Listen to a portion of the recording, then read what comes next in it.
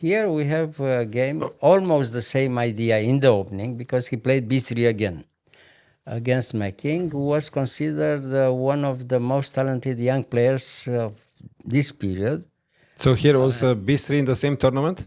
No, that was in the Interzonal tournament in Palma de Mallorca in 1970, yes. But the same year? The same year, yes. And he played against Mecking, and Mecking was already very strong and had very good chances to qualify for the candidates. I mean, one of the favorites. Mecking was from Brazil? From Brazil, yes. Mm-hmm. And the move order is also very important here. Finally, later on, if I remember well, Bobby played with black this against Petrosian in their match.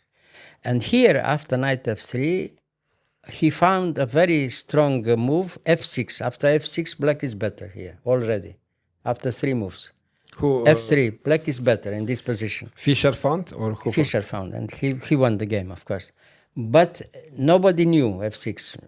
F6 is a very strange move. If you look at the position, nobody would play immediately f6, the third move. So he played normally knight c6. Knight c6 is the normal move, of course.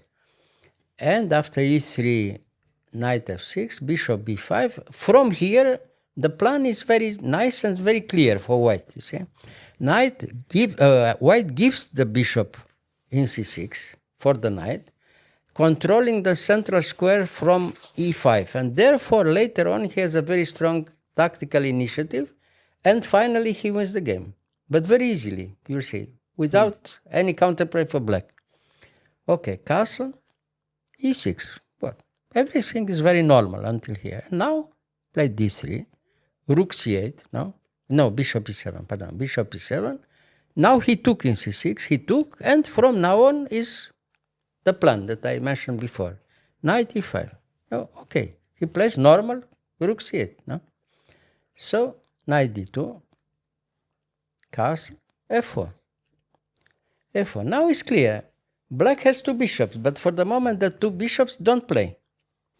White has the strong initiative, based on the control of the diagonal from b2 to g7, and he threatens something against the king on the king side, you see. So from now on, black tries to trade a few pieces, of course. No? So here he played queen g4, and okay, he took in e5. He took with the bishop f6, and rook f3. Okay, now here, in that position, maybe Mecking had a good chance to have an even game by taking immediately in e5 and playing immediately f5. He did it 1 move later. It was enough to lose the game. When should have done it, should immediately here to take in e5. Mm-hmm. And when white takes back, to play immediately f5. Then maybe he can resist, Queen e7 is bad because, it's bad. It's a normal move. Yes. But after queen e7, white has a tempo, and this is the decisive tempo, rook f1. You see why. Okay, rook f1, and now he realized that the position is like this. He tries to have some counterplay on the other side, no?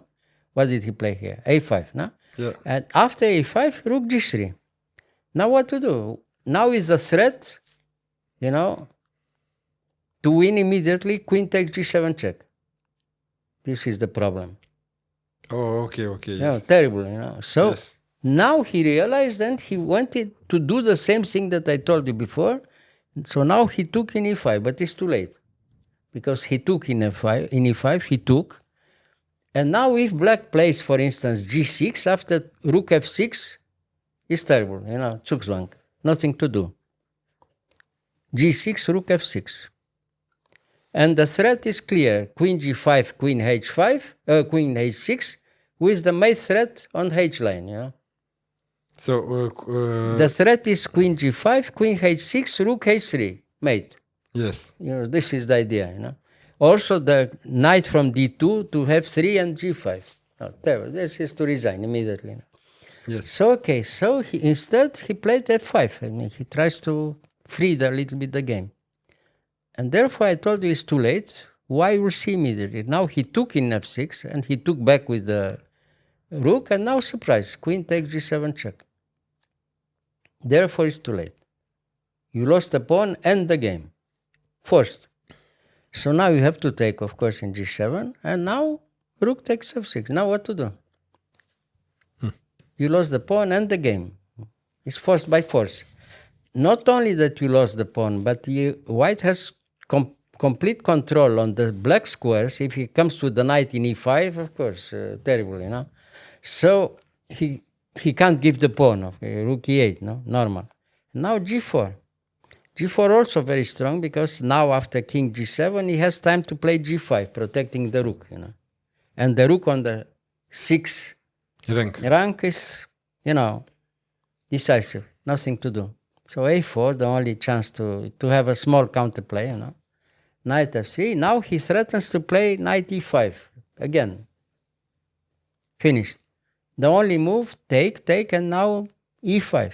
King g7, g5, and now e5. And now knight h4. Now he threatens knight f5 check. You see, knight f5 check again. Finished in a few moves. What to do? Bishop d7. Rook d6. No. Now he realizes the advantage. It's very easy, but from Bobby in a few moves, you see. So bishop e6, king f2, always on the black squares, you see. Always on black, you see. To avoid the check? No, black has no chance at all. White bishop, but he's spectator, the white bishop. So, okay, king f2, king f7 has to wait now. Attacks the pawn, the only move. No? And now, again, decisive, e3. Why?